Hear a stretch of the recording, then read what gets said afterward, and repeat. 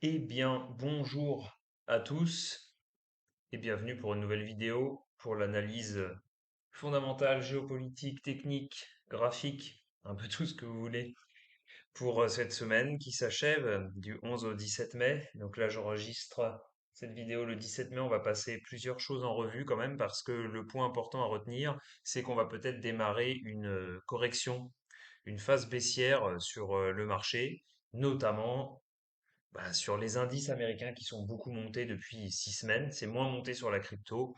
Donc, je vais vous montrer plusieurs, on va dire, critères, plusieurs éléments qui laissent à penser qu'il faut peut-être être prudent là pour le reste du mois de mai. Maintenant, j'aurais peut-être tort, mais on a un enchaînement de choses et on a vendredi un début de correction quand même sur le marché qui a démarré et qui laisse à penser que voilà, ça pourrait continuer sur cette semaine. On va commencer sur le plan fondamental et sur les news. Comme toujours, hein, je vous invite à regarder la vidéo en entier. Maintenant, je sais que tout le monde n'a pas forcément beaucoup de temps, donc vous pouvez aller d'un point à un autre de la vidéo pour voir les parties qui vous intéressent ou les parties graphiques qui vous intéressent. Donc, dans l'ordre, je vais parler d'abord du sommet Trump-Xi Jinping et qui est une des explications, peut-être un prétexte du marché pour expliquer la baisse. Ensuite, il y a le deuxième élément fondamental qui est la crainte sur les taux d'intérêt. Et notamment, vous savez, hein, les rendements des obligations d'État, les taux qui sont très hauts et qui créent de la pression sur le marché. On verra rapidement la fin de la saison des résultats dans la semaine qui arrive avec le point en fait majeur à retenir, c'est les résultats de Nvidia mercredi soir après la clôture de la bourse américaine, donc le 20 mai, qui sera peut-être un prétexte supplémentaire à accélérer une baisse ou au contraire à rebondir assez vite. Et puis après, dans les de la partie 4 à la dernière partie, si j'ose dire, de la vidéo, on verra dans l'ordre les indices boursiers américains, ce qu'il faut attendre, ce qu'il faut en attendre, c'est très important. Ça dictera la tendance sur tous les autres actifs risqués. Ensuite, un point graphique sur les taux d'intérêt. Ensuite, un point sur Bitcoin et la crypto, qui reste quand même malheureusement pour les crypto fans moins intéressant ces derniers temps, hein, c'était moins monté. Ensuite, on verra les secteurs très importants pour voir si on peut avoir de la rotation, notamment s'il y a des prises de bénéfices sur le secteur des semi-conducteurs avec le TF SMH pour aller se reverser ailleurs ou pas, on verra d'ailleurs. Ensuite, un point sur les matières, les métaux précieux et matières premières, notamment surtout les métaux précieux or et argent qui ont peut-être eux commencé à donner les premiers signaux en fait d'une baisse qui va peut-être être plus marquée. Et puis je finirai par des valeurs individuelles pour vous montrer que dans tous les cas, il faut pas non plus céder à la panique et que tout ça pourrait être simplement une correction qui n'aura rien d'étonnant en daily, en weekly, donc en journalier ou en hebdomadaire en fait. Parce qu'on est beaucoup monté avant et on va peut-être aller se repositionner et ça fait partie du marché en fait d'avoir des drawdowns. J'aborderai aussi cette partie-là qui est une partie un peu stratégique voire psychologique sur le marché, que vous fassiez euh, fassiez appel en fait à mes services ou que vous suiviez des différents éléments que je donne et que vous soyez plutôt sur du trading intraday ou sur de l'investissement moyen terme, dans tous les cas c'est important. J'ai quand même quelques idées à vous faire passer. Donc voilà, on commence avec la news, plutôt le fondamental. Donc en fait, la semaine dernière, tout le monde attendait Donald Trump en Chine avec Xi Jinping. Et puis il y a eu beaucoup d'annonces et c'est vrai que ça a fait un peu pchit, si j'ose dire. Il était avec une délégation énorme de tout un tas de chefs d'entreprise. Avec lui, hein, il y avait le patron d'Nvidia, Jensen Huang, il y avait Elon Musk avec lui, il y avait les patrons de Mastercard ou de Visa plutôt, je crois. Euh, oui, il y avait le patron de Boeing. Il y avait tout un ensemble de chefs d'entreprise et on attendait des deals. Notamment, il y a eu un deal comme le montre un petit peu cet article des Échos. Il y a eu un deal avec Boeing sur 200 avions, mais le marché en attendait plutôt 500. Donc, si vous voulez, c'est décevant. Et derrière, on a eu un Donald Trump très prudent avec Xi Jinping, donc qui a pas trop évoquer les sujets sensibles, hein, comme on dit ici, que ce soit sur l'Iran, en fait, le détroit est toujours plus ou moins fermé, on ne sait pas trop comment ça va se passer. Sur Taïwan, il a été très neutre en disant que Taïwan devait faire attention quand même de ne pas faire de la provocation, en gros, hein, je caricature, mais j'ai pas le temps de dire tout ça dans le détail. Donc si vous voulez, voilà, tout ça, le marché restait un peu sur sa faim. Maintenant, on était déjà très haut avant cette rencontre, et ça peut être, comme je dis, qu'un prétexte, hein. Donc, En gros, peu d'avancées, euh, des deals, mais sur les sujets majeurs, pas de grande avancée. Xi Jinping qui doit à son tour aller aux États-Unis à l'automne, mais on verra d'ici là. Euh, donc, un sommet qui a laissé le marché sur sa faim, en gros. On n'est pas plus avancé. Ensuite, le deuxième sujet un peu plus touchy, si j'ose dire, c'est les rendements des bons du Trésor. Donc, j'ai pas du tout le temps ici de vous faire un cours magistral sur les obligations. Et vous savez que vous pouvez acheter de la dette sur les obligations, notamment, vous pouvez acheter de la dette d'entreprise, mais donc de la dette, quand on est sur les bons du Trésor, la dette d'État. Vous vous engagez, vous prêtez un capital, en fait. Et puis, vous avez des échéances, 2 ans, 10 ans, même 30 ans. Donc ça, c'est surtout pour les institutionnels, hein, évidemment. Et puis, si l'État ne fait pas faillite à l'échéance du produit obligataire, vous récupérez votre capital. Et tous les ans, vous touchez un coupon. Et c'est ça les taux, en fait. C'est le rendement de l'obligation. Puisque vous êtes un prêteur, en échange, l'État en question s'engage à vous verser un intérêt. Et bah, les taux sont plus ou moins élevés en fait en fonction de qui veut prêter, combien il y a de prêteurs, etc. Et bon, faut que vous imaginiez une fois que ça s'est dit au marché des taux comme un ensemble, hein. Si les taux sont élevés, ça veut dire qu'il y a des doutes sur une économie, l'économie d'un pays, sur une possible récession, une panne de la croissance, une inflation, hein, notamment. Et vous verrez bien donc là un peu, vous verrez sur les graphiques qu'on est très haut, notamment aux États-Unis, sur les taux de référence qui sont notamment le 10 ans. Et on a arrêté, on est beaucoup monté un vendredi et on s'est arrêté à 4,60%. Et quand je vous montrerai sur le graphique, bah, je vous avais dit que déjà, repasser au-dessus de 4,50%, ce serait un premier niveau d'alerte. Et le 30 ans, il a franchi, comme le dit l'article ici, le seuil symbolique des 5%. Il est à 5,12, le niveau le plus élevé depuis juin 2007. OK? Et c'est déjà un point haut qu'on avait fait il y a quelques années quand il y avait eu l'inflation post-Covid. Et là, on revient. Donc, si vous voulez, la courbe des taux, elle a quand même une tête quand même très haussière. Et vous avez les gros institutionnels, au bout d'un moment, si vous voulez, ils vont arbitrer. Ils se disent, tout ça, bien sûr, restez dans l'idée de la théorie. On se dit, si vous prêtez à un gros État comme les États-Unis ou même la France, vous vous dites, ah, c'est hautement improbable que l'État fasse faillite, donc je reverrai mon argent. Et en attendant, tous les ans, il va travailler. Si le taux est à 4,5%, bah, tous les ans, je touche 4,5% de la somme que j'ai prêtée. Donc ça me fait une rente.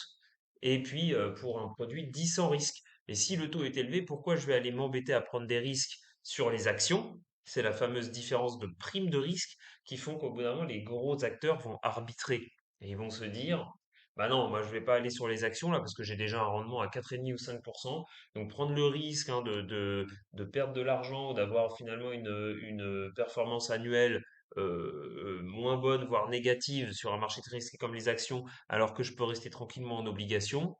Bah voilà, du coup, ils ressortent de l'argent du marché action et ils vont sur les obligations. Alors c'est un peu caricatural, mais c'est pour vous expliquer certains mouvements qu'il peut y avoir. Et en tout cas, ces taux qui sont élevés montrent qu'il y a une pression sur l'économie, ça vous savez. On parle des prix de l'énergie, à cause, encore une fois, de la situation en Iran, du blocage du détroit d'Ormuz, tout ça crée de l'inflation. Donc pour l'économie, c'est pas bon. Si les taux sont élevés, ces taux-là, ces taux de référence, ils influent après partout dans l'économie, si vous voulez. Le taux des banques commerciales, donc ça peut influer vos taux, vous, par exemple, les taux immobiliers, et ça peut surtout ça montre en fait le coût de l'argent, tout bêtement. Et pour des entreprises, par exemple, si elles veulent financer des projets, se refinancer, les taux sont plus élevés. Du coup, il y a des questions de solvabilité. Il y a des entreprises qui vont plus pouvoir réinvestir ou se développer parce que les taux sont trop élevés. Voilà comment un environnement de taux élevé peut freiner une économie et éventuellement la faire basculer. Récession, c'est un grand mot, mais voilà, ça peut arriver. Et ça, derrière, bah, ça peut casser des valorisations d'entreprises et donc faire baisser les marchés actions, faire baisser le S&P 500, faire baisser le Nasdaq, faire baisser les actifs risqués comme la crypto. Donc voilà pourquoi il va falloir surveiller ça et je vais vous montrer dans le chapitre un petit peu après, graphiquement, en fait, ce qu'on va surveiller pour nous se dire si on est plutôt très défensif, donc risque off sur le marché, ou si ça se calme assez rapidement et on revient, comme on dit, plus risk on, c'est-à-dire plus preneur de risque, plus preneur de position de nouveau sur des actions pour aller chercher de la surperformance. Enfin, très rapidement, avant de passer au graphique, les earnings, les résultats de la semaine prochaine, on arrive vers la fin de la saison des résultats, tout ce qu'il faut retenir, hein, je vais très vite exprès, mais c'est Nvidia, je vous disais mercredi. Ce sera mercredi, à 22 heures, entre 22 heures et 22h10, en tout cas après la clôture de la séance boursière américaine. Évidemment, Nvidia, je vous rappelle, ça reste l'entreprise la plus capitalisée au monde. C'est un des leaders, si ce n'est toujours le leader des semi-conducteurs, un petit peu le baromètre de cet écosystème intelligence artificielle semi-conducteur qui pousse la bourse hein, depuis un moment maintenant et surtout depuis le rebond de fin mars. Donc si les résultats de Nvidia sont bons, peut-être qu'on va tout de suite repartir vers quelque chose de plus positif. Et si par rapport aux attentes, on n'a qu'une petite déception sur de la guidance, des prévisions de prochain trimestre, par exemple, ça pourrait être un prétexte, je vous dis, supplémentaire pour enclencher une baisse. Et après, vous aurez à nouveau tout le monde qui dira, oh là là, le marché craque, etc., etc. Je ferai une parenthèse là-dessus. Mais en tout cas, mercredi sera le 20 mai. La soirée sera à surveiller. Donc allons-y sur la partie la plus intéressante. Alors je vous rappelle, hein, je vous l'ai pas dit en début de vidéo, mais pareil, j'ai pas la webcam là toujours, ça reviendra. C'est pas bien grave. L'essentiel c'est que vous entendiez ce que j'ai à dire et que vous voyez surtout ce que je vous montre et les graphiques. Donc là, la plupart du temps, vous verrez, je vais naviguer par défaut, quand vous voyez ici en DC unité de temps un jour, donc une bougie égale un jour de bourse. Vous avez le prix ou la valeur de l'instrument sur l'axe vertical et les dates, la durée sur l'axe horizontal. Donc le Nasdaq, je dézoome volontairement. Je vais rester globalement simple à chaque fois que je vous fais ces vidéos récap, mais vous verrez que c'est tout un ensemble, en fait, à chaque fois un mécanisme à avoir qui nous permet quand même d'y voir plus clair. On n'a pas besoin d'avoir, comme certains veulent vous faire croire, une méthode ultra secrète ou des indicateurs ultra compliqués pour pouvoir naviguer sur les marchés. En revanche, ça demande de l'expérience, ça demande un ensemble de choses à surveiller. Donc là, tout simplement, j'ai mis des moyennes mobiles exponentielles, donc en jaune la 12 période, donc là, c'est 12 jours, hein, par exemple. En violet, la 26 périodes et une plus longue en rouge, ici, 200 périodes. Ok? Et j'ai juste un RSI en dessous pour me montrer un petit peu la force et faiblesse des mouvements, essayer d'attraper des divergences de temps en temps, etc. Donc là, le Nasdaq, énorme run depuis fin mars. Et là, vous voyez qu'on a, ce vendredi, on a eu une journée pas mal baissière, la plus baissière depuis un moment, depuis le début de ce run, sans rachat avant la fin de la séance. Donc peut-être le début d'un retournement, mais ça reste pour l'instant quand même trop tôt pour le dire, puisque finalement la ligne de tendance, vous la voyez, elle est formée par cette moyenne mobile, cette EMA 12 ici en jaune. Hein, ok? Et je vous rappelle la puissance du mouvement. Je prends l'aimant pour être même. Depuis l'extrême point bas du 31 mars jusqu'au point haut de cette semaine, c'est quasiment 30% de hausse sur le Nasdaq. Très poussé, effectivement, vous savez, le Nasdaq par les valeurs tech. Donc voilà, mais vous vous rendez compte quand même, 30% en 6 semaines, alors que on paniquait entre fin janvier et donc fin mars pour une baisse quand on a eu cette phase corrective qui avait été une baisse de un peu plus de 12%. Ok? Donc là, on est largement au-dessus des anciens plus hauts de début d'année. On est sur des records. On a énormément de place, comme je disais, pour le Nasdaq, pour aller faire, eh bien, un plus bas, plus haut que le précédent. Si on prend des retracements Fibonacci pour essayer de se positionner, je reste volontairement simple là aussi, mais vous verrez. En fait, 38% de retracement ici, vous voyez, c'est une petite zone qu'on avait travaillée fin avril. Le, le marché pourrait sur le Nasdaq, même si on venait casser, ça va finir par arriver, la moyenne mobile, le EMA 12 en daily ici, on pourrait descendre un peu, s'appuyer peut-être sur le EMA 26 en violet, et puis pourquoi pas de toute façon faire un mouvement plus important, retourner vers les 27 200 points, 38,2 de retracement Fibo pour ensuite repartir. Ça, c'est un premier scénario. On pourrait même corriger plus profondément. Dans ce cas-là, ce serait 50% de retracement vers 26 400, retour au contact des anciens plus hauts de janvier 2026, c'est aussi un autre scénario qui est pourquoi pas envisageable. Ça ne remettrait même pas en cause la reprise de la tendance haussière depuis fin mars. D'accord? Donc faut que vous vous rendiez compte de ça. Et au niveau des pourcentages, c'est pareil, la baisse depuis le plus haut, on va dire que si on allait à 38,2, ce serait 8% de baisse sur le Nasdaq. Si on allait à 50% de retracement, ce serait 11% de baisse. Ok? Après une hausse de 30%, oui, ça fera parler hein, dans les médias, encore une fois, toujours les mêmes parleront d'un crack.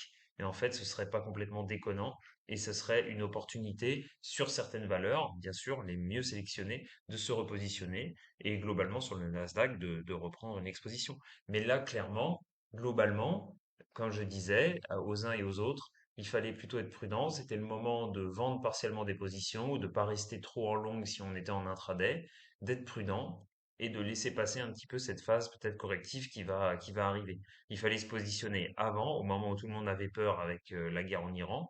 Et là, ces derniers temps, c'était plutôt une phase pour vendre partiellement, se désexposer, prendre des couvertures. Euh, on verra aussi sur le VIX, hein, prendre du VIX qui était très bas. Donc, pour, euh, pour derrière, en fait, être prêt à encaisser potentiellement une correction. Ce qui est intéressant maintenant, si je navigue dans d'autres unités de temps avant de passer rapidement sur le S&P 500, parce que c'est à peu près la même chose, il faut savoir, je vous disais, stratégiquement, en fait, naviguer euh, dans différentes unités de temps pour voir comment le changement de tendance se met en place. Là, en daily, on a potentiellement un signal de début de baisse, mais il n'est pas confirmé. En 12 heures, il y a quelque chose qui est intéressant, c'est que, vous voyez, en unité de temps 12 heures, depuis qu'on a rebondi, hein, depuis début avril, l'EMA 12, elle nous sert d'appui pour maintenir la tendance. Et là, on a clôturé dessus, voire juste en dessous vendredi, et ce serait pour la première fois depuis le début de ce run qu'on perdrait l'EMA 12. Donc, c'est un signal potentiel de changement de tendance pour corriger un peu. Comme je disais, peut-être après aller vers les 38,2, aller vers d'autres moyennes mobiles. Je ne vais pas me répéter. Maintenant, si on regarde encore plus précisément, et là c'est un travail moi que je fais, c'est comme je vous dis, hein, l'expérience, après vous pourrez pas l'avoir magiquement. Il faut aimer faire ça, il faut aimer être sur la bourse tous les jours, regarder les graphiques, à force, reconnaître les patterns, avoir un peu d'anticipation, savoir agréger toutes les informations. Au final, c'est comme ça qu'on y arrive, mais bon, je suis là pour le faire, moi j'aime bien, donc je le fais pour ceux qui n'ont pas le temps. Regardez en unité de temps 1 heure, même si c'est beaucoup plus zoomé, et ben la plupart du temps, les vendeurs n'ont jamais eu l'occasion de confirmer. C'est ça que je veux vous dire.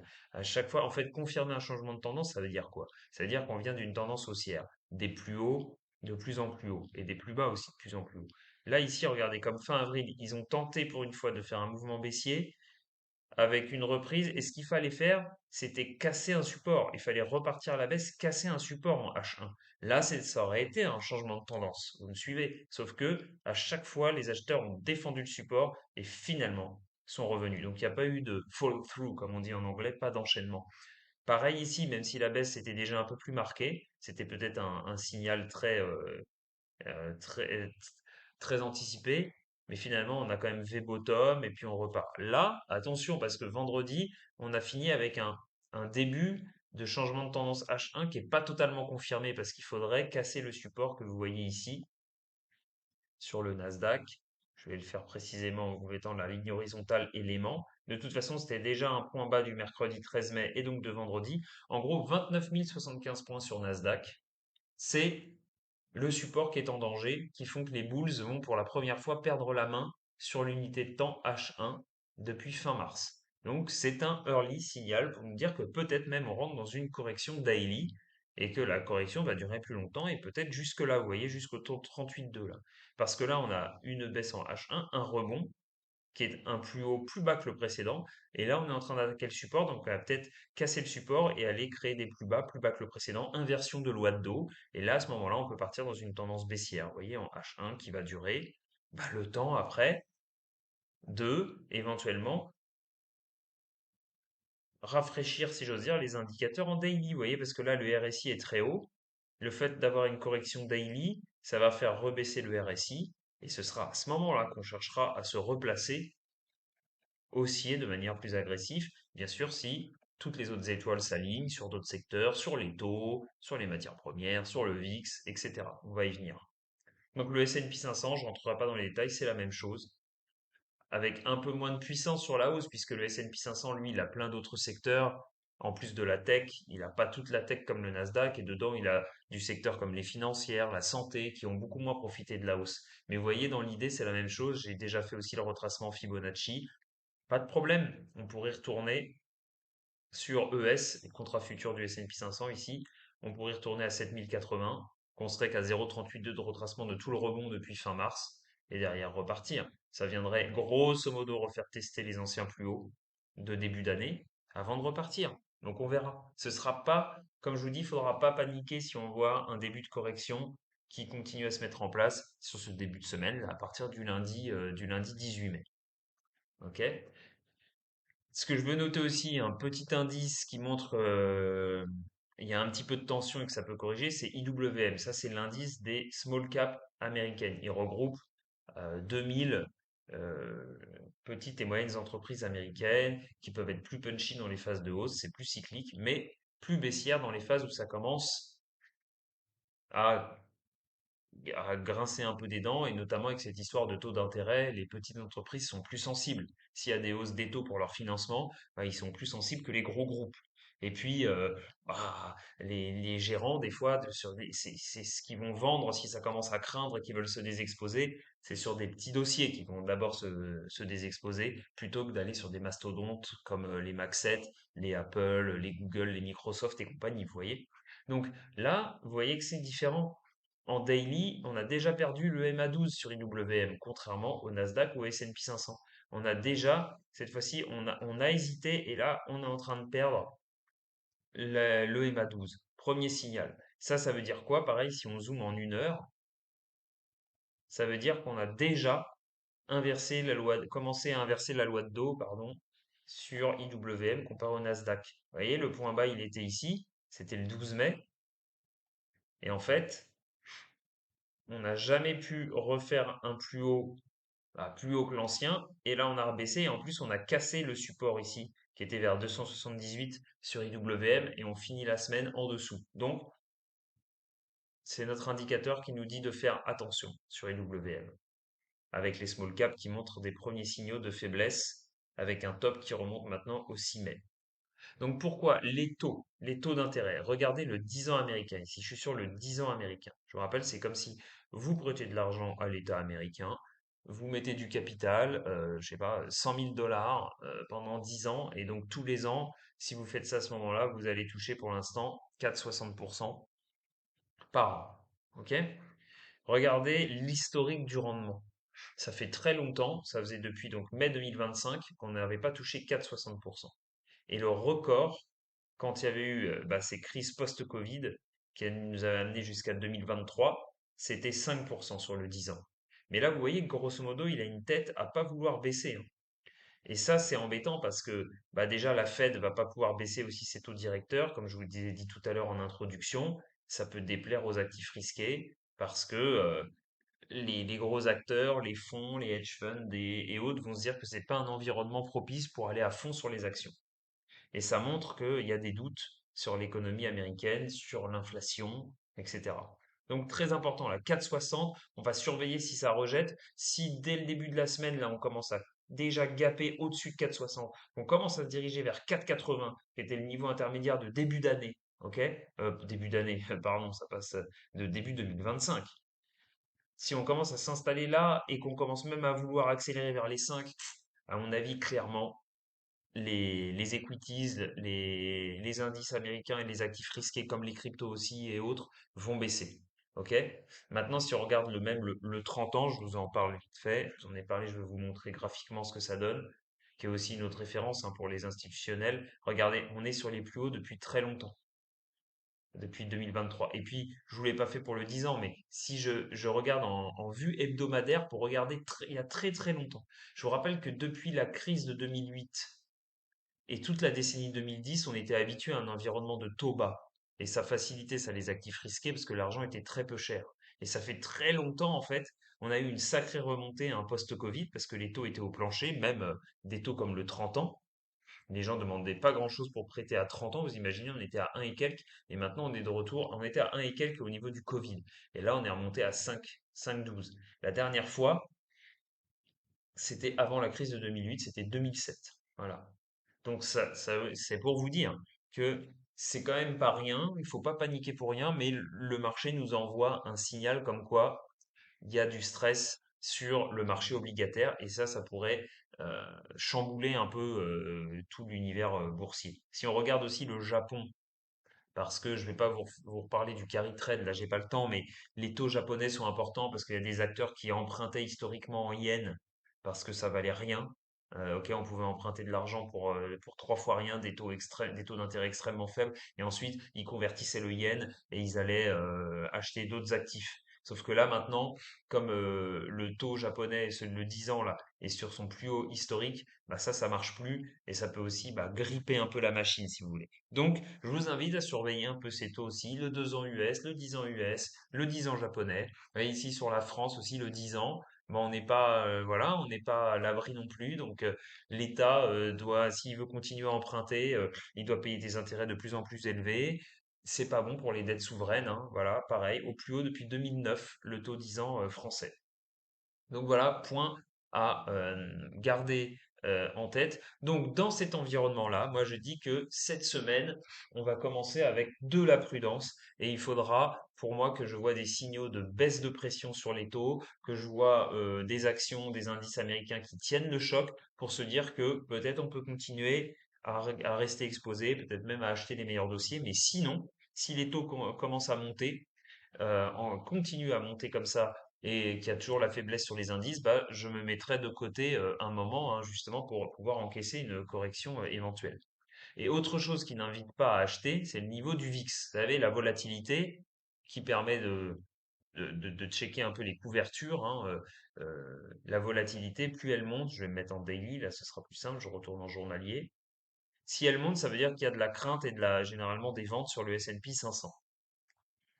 Moi, je me suis toujours mis mon niveau où 19, sous 19, c'est rythme de croisière haussier pour le marché. Et au-dessus de 19, c'est environnement de stress. Quand le VIX monte, généralement, s'il explose à la hausse, c'est qu'à l'inverse, le S&P 500 baisse et qu'il y a une panique sur le marché. Regardez, le dernier pic en date, au-dessus des 30, vers 35, c'était la guerre en Iran, la première semaine, avec la hausse du pétrole, etc.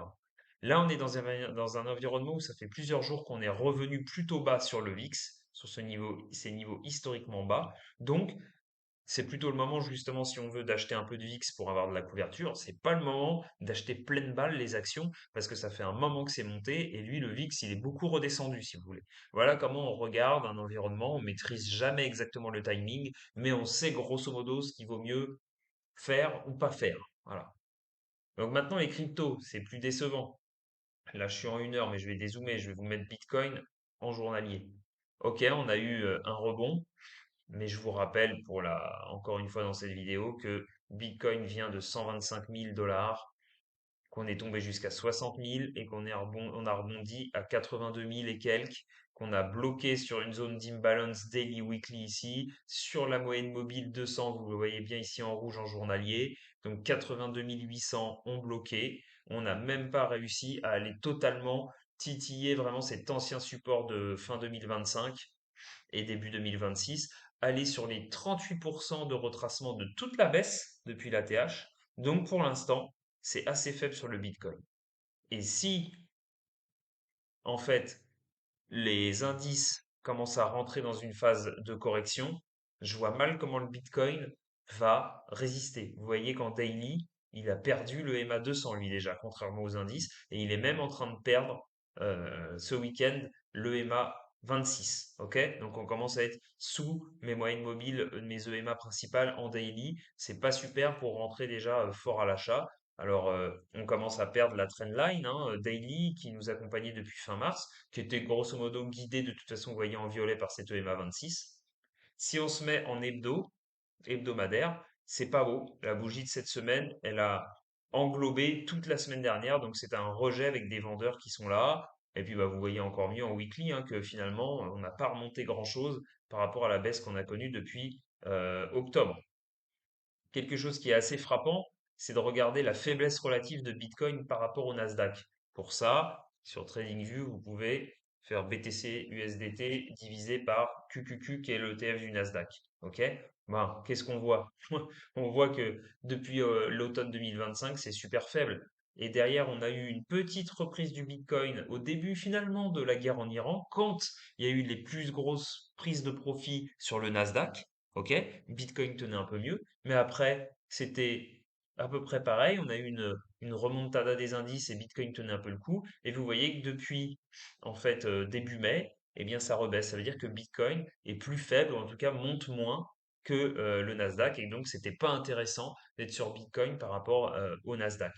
OK? Maintenant, sur les autres cryptos, c'est encore plus décevant. Par exemple, Ethereum, bah, il est encore moins remonté que Bitcoin. Lui, les bears ont sans cesse bloqué ici, vous voyez, depuis mi-avril, le niveau des 2420, 2450 quoi, dollars. On n'a même pas atteint la moyenne mobile 200, comme Bitcoin avait réussi à le faire. Donc, on a fait un rebond encore plus faible, en fait, par rapport à la dégringolade de début février 2026, quand Ethereum avait touché à peu près les 1750 dollars. Ce qui est terrible, c'est de regarder dans ces cas-là ETH-BTC, donc la force d'Ethereum par rapport à Bitcoin. Bah, vous voyez que bah, Ethereum, hein, il reste sous cette ligne de tendance depuis l'automne dernier et que là, pareil, depuis mi-avril, ça continue à reperdre de la valeur par rapport à Bitcoin. On est sous toutes les moyennes mobiles en daily et on a perdu le support de février. Donc, on pourrait très bien continuer à corriger ici sur ce graphique ETH-BTC, ce qui veut dire que si Bitcoin baisse, Ethereum va encore plus baisser et que ça sert à rien de s'exciter sur les altcoins pour l'instant. Donc voilà. Même des coins qui étaient intéressants qu'on a pu jouer comme TAO. Bon bah voilà, ça sent le blocage en daily, ça sent en fait une consolidation plus longue, voire un rejet temporaire vers les plus bas. Ça ne passe pas, ça a rejeté les 320. Et même à un moment donné sur des coins comme Ton de Telegram, on a pour l'instant tenter un pic haussier qui semble être un énième pump and dump. On n'arrive pas à faire un bull flag daily, donc ça va pas être très intéressant pour l'instant. Et vous voyez, si on prend les niveaux Fibonacci de cette impulsion, on est déjà sur le niveau 0,618 de retracement de la hausse, qui est déjà le dernier niveau sur lequel les acheteurs doivent se réveiller si on veut potentiellement mettre en place une vraie tendance haussière plus durable en daily. Sinon, ça sent le retour sur les plus bas. Donc, relative faiblesse des cryptos, elles sont peu intéressantes par rapport, elles sont peu intéressantes par rapport aux indices américains, aux leaders de l'IA et des semi-conducteurs. Et en plus, du coup, s'il y a une correction globale sur le marché avec un environnement de taux qui craint, il vaut mieux pas être positionné sur ce secteur pour l'instant, ou alors faire du short intraday justement, hein, ça c'est possible aussi. Donc maintenant, on va passer au secteur. On approche de la fin de la vidéo, mais ça c'est intéressant. Les secteurs, donc je vous rappelle, SMH, c'est l'ETF, l'indice des semi-conducteurs, qui est fait par Vanek, qui est très intéressant. Donc là, on avait encore plus explosé que le Nasdaq. Je vous montre depuis fin mars, c'était la folie. C'était 61% de hausse sur cet indice. Donc forcément, corriger à un moment donné, ce serait pas étonnant. Vous voyez que depuis quelques jours, et là cette semaine du coup, on hésite. Là, comme le Nasdaq, on est toujours au-dessus de la moyenne mobile, le MA12 en daily, mais on pourrait très bien la perdre, corriger un peu, retourner dans cette zone-là à peu près qui avait été travaillée auparavant, là, ici, donc plutôt la zone des 500 sur l'ETF SMH. Il y aurait des prises de profit sur les leaders des semi-conducteurs, ce serait pas étonnant. Si on regarde au niveau du retracement Fibonacci, on a largement de la marge. Vous voyez qu'on peut aller euh, à 38,2 de retracement, justement, c'est autour des 500. On pourrait même descendre un peu plus bas, qu'on serait toujours dans une tendance qui ne serait pas invalidée euh, en journalier et encore moins en weekly. Donc, rien d'étonnant à tout ça.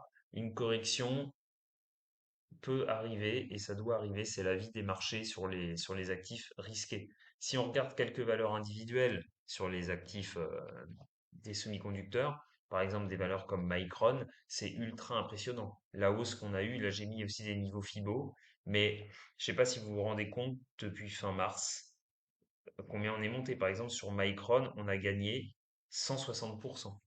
Ok?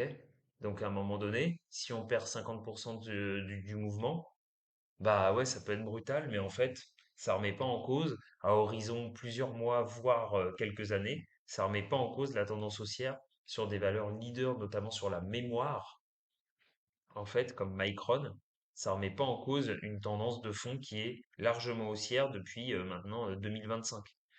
SNDK, c'est SanDisk, un autre acteur leader de la mémoire, c'est à peu près le même type de graphique. Je vais pas tous les faire, je vais pas faire tous les ratios, mais vous avez compris. On a quand même verticalisé là depuis fin mars, donc une correction peut arriver et on verra si on voit de la rotation, donc hein, entre les semi-conducteurs et d'autres secteurs. Donc c'est ça qui va être intéressant.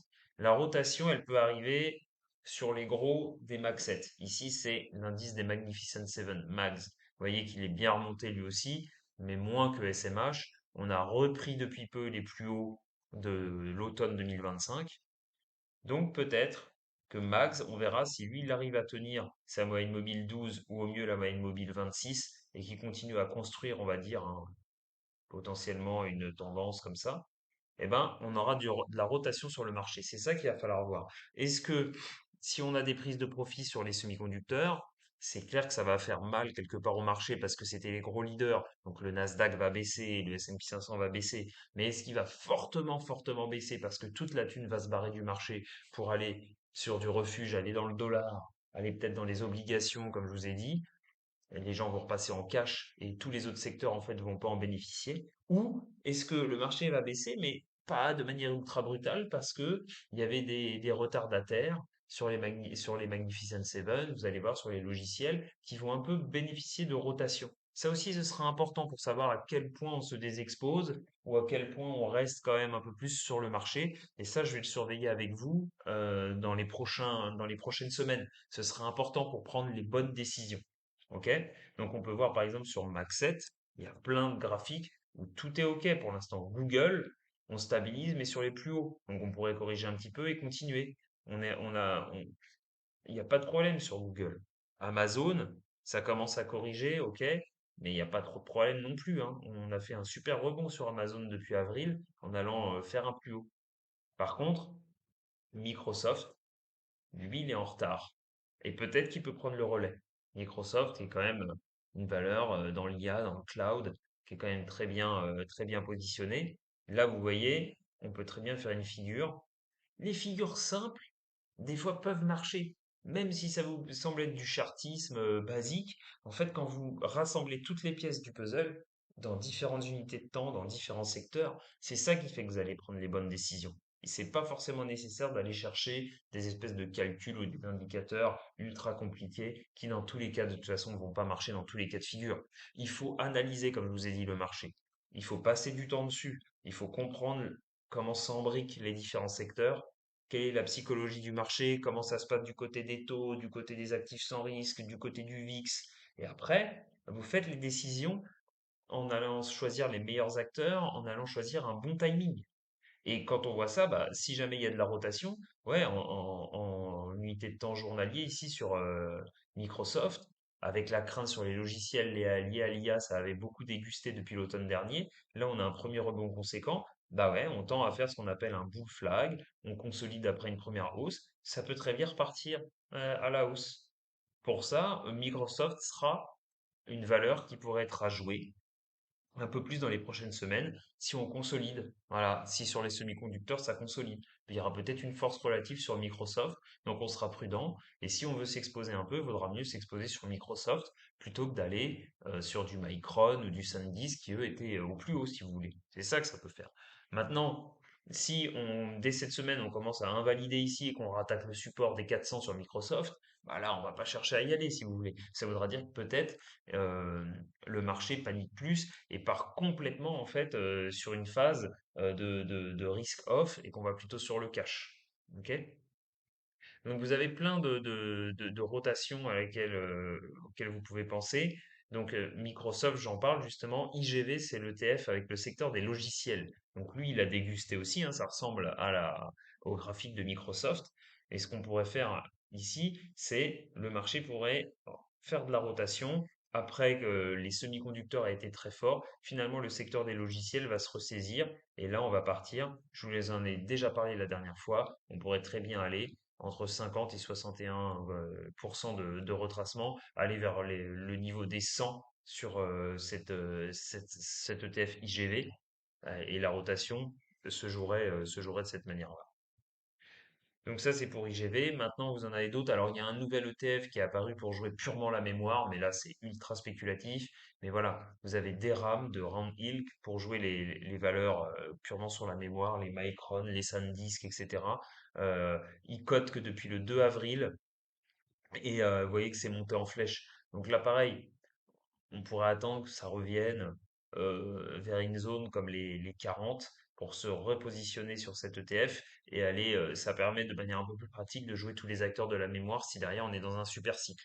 Ok? Vous voyez sur la terre, les terres rares, voilà, l'ETF des terres rares ici, REMX, là aussi, on corrige. Et comme on a fait beaucoup de fluctuations aussi depuis le début de l'année, ben, on pourrait très bien revenir sur ce gap, par exemple, sur le niveau des 90 sur REMX, tout le marché aura corrigé et après, bah, peut-être que ça va récupérer. On va commencer à trouver un bottom comme ça et ce sera le moment de re-rentrer, de se réexposer sur des valeurs individuelles. Et j'y viendrai juste après pour finir aux valeurs individuelles. Donc voilà, c'est à peu près ce que je voulais vous dire. Après, autre secteur qui pourra être nous protéger, aller un peu à l'encontre de cette baisse globale sur les semi-conducteurs et sur le Nasdaq, c'est XLE, le secteur de l'énergie, puisque vous savez qu'on a un problème lié au détroit d'Ormuz, au prix du pétrole, etc. Vous voyez que finalement, XLE, il est en train de se mettre dans une partie où il a fait une double correction. Finalement, on fait un plus bas plus haut que le précédent. Et là, on tend à réattaquer la résistance. Donc là, toutes les valeurs liées à l'énergie, les pétrolières, etc., peuvent reprendre du poil de la bête pendant que le reste du marché corrige. Et XLE, lui, il pourrait revenir sur ses records autour de 63. OK?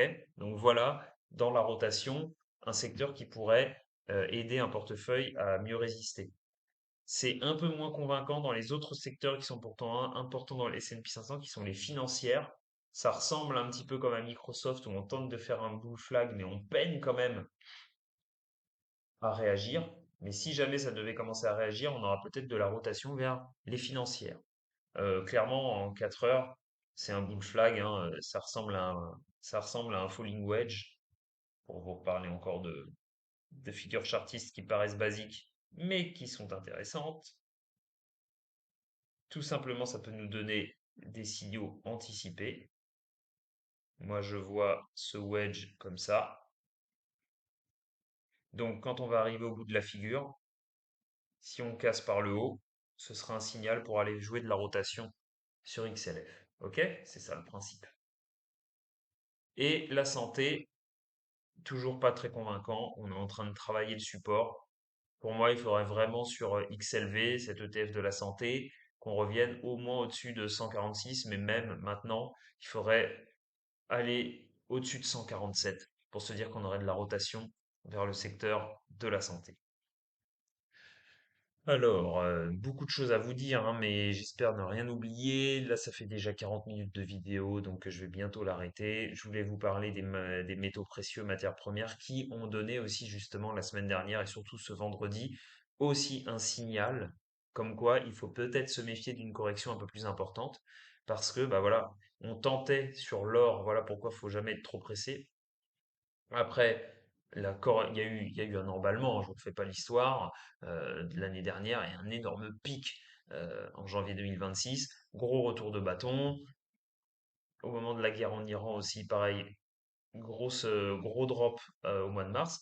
Après, on a fait un premier rebond. On tentait, là, si vous voulez, en daily, vous voyez, encore une fois, d'inverser la tendance sur la loi de dos, c'est-à-dire de faire un plus bas ici, qui était plus haut que le précédent, pour ensuite aller se diriger pour casser les résistances. Il fallait essayer de casser les 4009 sur le gold. Et là, bah, on est plutôt en train de retourner sur le support. Donc c'est pas bon. C'est-à-dire que les vendeurs tentent à reprendre la main. Et si clairement on casse le niveau des 4500 là, sur le gold, ça veut dire qu'on va peut-être aller retester le niveau du drop de mois de mars. Et ça veut dire prise de profit aussi sur les métaux et au global. C'est-à-dire que le marché se met en mode risk-off. Donc attention, il faudra surveiller aussi le gold. Et l'argent, qui est plus volatile, lui, il a fait un piège. Il a tenté. C'est pour ça qu'il faut faire très attention quand on joue sur chaque secteur, qu'on va sur les titres plus volatiles. Ça peut mieux marcher, mais quand ça se retourne, c'est plus violent, hein.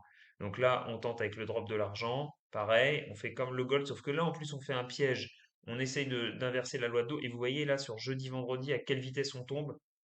Moi, je vois mal un équilibre daily se faire là-dessus. Ça sent quand même une baisse sur l'argent à venir. Et peut-être que bah, il ira plus bas, hein. Peut-être qu'il ira plus bas que 62 et qu'on purgera en fait tout le mouvement de la fin de l'année 2025 sur l'argent pour retourner autour des 50 dollars l'once et d'argent. Et là, ça pourrait être intéressant de racheter de l'argent sur ces niveaux-là, par ici, quoi. Si derrière on finit, on fait une dernière vague de baisse. Voilà. Sur le cuivre, c'est à peu près la même chose. Lui, il est allé faire de nouveaux plus hauts et là tout de suite, ça prend des profits, ça rebaisse aussi fortement. Donc il est mieux orienté, hein, le cuivre, parce que il n'avait pas eu une explosion exponentielle comme l'or et l'argent. Donc pareil, c'est temporaire.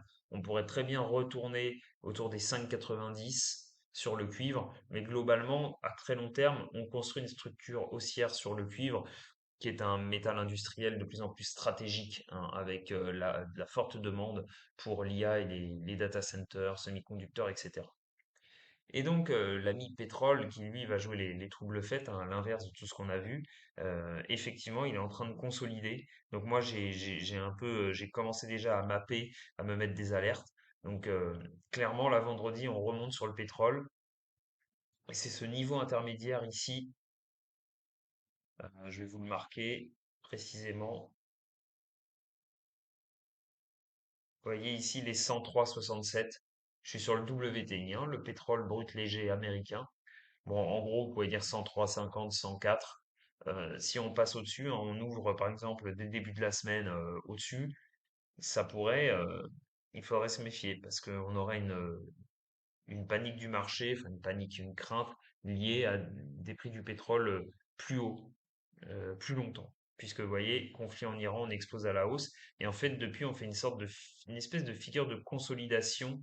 Finalement, là, on a réduit les fluctuations. Et si ça repart à la hausse, on pourrait aller retester les plus hauts, hein, donc plutôt les 115, 120 sur le baril de pétrole. Tout ça pendant que bah, les indices boursiers, certaines valeurs individuelles corrigent. Et les cryptos aussi. Donc, à surveiller. Maintenant, pour que on se désamorce clairement sur le pétrole et qu'on soit plutôt de nouveau en baisse et un soulagement global sur le marché, c'est la mèche du 6 mai, hein, qu'il faut regagner. Il faudrait repasser en dessous de 89 dollars sur le pétrole. Et donc, je finis avec quelques valeurs individuelles. Donc, bon, là, Micron et euh, la mémoire, je vous en ai déjà parlé. Il y a le quantique. Donc, vous voyez clairement, on a des prises de bénéfices sur tout ce qui va être le risk on, hein, donc des valeurs dites risquées. L'informatique quantique, on a tenté de casser les résistances, mais pour l'instant, ça passe pas. On tient toujours l'EMA 12 en daily, mais on pourrait corriger plus longtemps, revenir vers le niveau des 42 sur IONQ, qui est le leader un peu du quantique, hein. Voilà. Sur les terres rares, vous voyez, là on a un petit peu d'avance aussi. MP Material qui est un leader des terres rares, ça ressemble un peu avec un peu d'avance à ce qu'a fait IONQ, c'est-à-dire qu'on tente de franchir une résistance, c'était celle des 72 et quelques qui datait de janvier, finalement on rejette et là on consolide. Donc on pourrait très bien continuer cette longue phase de consolidation sur MP Material, peut-être même retomber vers les 55 et seulement après le marché se ressaisira et alors sur ces valeurs risquées, on ira sur des nouveaux plus hauts. Ok. Circle pour la crypto, bah, c'est aussi pareil, hein, on ressemble toujours sur ce même schéma, hein. Tentative de franchir des résistances. Non, non, non, c'est trop tôt. Peut-être une dernière phase de panique. Peut-être un retest du niveau des 90 dollars sur Circle pour consolider et seulement après repartir et essayer de regagner des hauts niveaux qui étaient son post-IPO en fait sur Circle. Je rappelle, émetteur de stablecoin, très beau domaine, hein, normalement sur la crypto, mais il faut peut-être être un peu plus patient. Pareil sur le nucléaire, on voit très bien ici, hein, au Kaelo, ça passe pas. On a tenté de. En fait, là, les bulls n'ont même pas confirmé pour l'instant un retournement daily. On avait pour la première fois un rebond qui ressemble à quelque chose, mais celui-ci là d'avril. Mais là, bah, ce qu'on aimerait, c'est faire un point bas plus haut que celui d'avril pour derrière repartir. Mais ça commence à être de plus en plus dur pour les bulls. Donc là aussi, hein, le nucléaire, les valeurs du nucléaire, il faut rester prudent parce qu'elles pourraient temporairement revisiter des plus bas. Ok. Des valeurs comme ONDS sur les drones, pareil, il y a eu des bons résultats, mais vous voyez qu'on est toujours dans des phases de consolidation. Et sur la photonique, voyez que là aussi, pareil, ça a fait des plus hauts, mais ça corrige. On pourrait revenir sur des niveaux FIBO, les 38,2, les 50%. Voilà, tout ça, on va regarder. Il y a des super valeurs qui seront potentiellement à racheter, qui sont les leaders en ce moment de l'univers intelligence artificielle semi-conducteur, mais c'est peut-être un peu tôt là, et on va rentrer dans une phase de correction, il faudra faire attention. Pareil pour le spatial, on a Rocket Lab qui a été très fort. Donc là, eux, potentiellement, ça peut être cool pour racheter, par exemple, sur Rocket Lab autour des 100 dollars, pour racheter l'impulsion qu'on a eue la semaine dernière. Donc voilà, vous avez l'ensemble des choses sur différentes valeurs. Vous savez que ça a déçu sur Trump, Xi Jinping. On a un environnement de taux qui stresse le marché. On a du Nasdaq et des valeurs des semi-conducteurs qui sont énormément montées, une correction ne serait pas étonnante. Et donc, il faudra voir, peut-être que le marché va digérer pendant 2 semaines, 3 semaines, peut-être un peu plus. Donc, il faut savoir bien négocier ce moment-là. Et seulement après, on se repositionnera stratégiquement une fois qu'il y aura un peu de ménage qui aura été fait sur le marché. Voilà, je vous souhaite une très bonne fin de dimanche et je vous dis à très bientôt.